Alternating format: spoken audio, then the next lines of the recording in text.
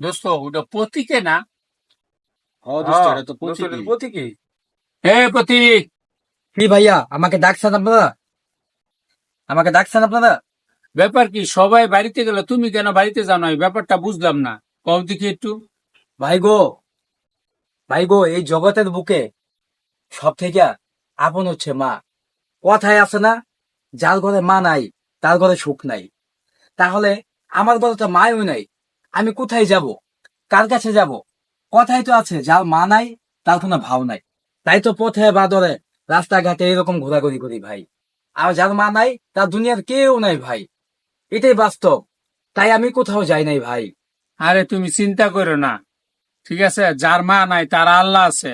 তুমি কোনো প্রকার চিন্তা করো না, আল্লাহর পয়সায় থাকো। ঠিক আছে বড় ভাই, আমি যাই। আপনার কথা ঠিক আছে, 100 যার কেউ নাই তার আল্লাহ আছে, সৃষ্টিকর্তা আছে, আছে একজন। তবে আমার মার জন্য আপনারা দোয়া করবেন ভাই, হ্যাঁ? আমি যাই ভাই, হ্যাঁ? আপনারা ভালো থাকবেন ভাই, হ্যাঁ? আমার মার জন্য একটু দোয়া করেন ভাই। দোস্ত আসলে এই ছেলেটা অনেক দুঃখী। যার পৃথিবীতে মা নেই, তার মতন দুঃখী, তার মতন কপাল পোড়া পৃথিবীতে আর কেউ নাই। ঠিকই দোস্ত, তুমি কথাটা ঠিক আসলে বলছো দোস্ত। ছেলেটা অনেক দুঃখী। আল্লাহ ওর মায়ের জান্নাত দান করুক।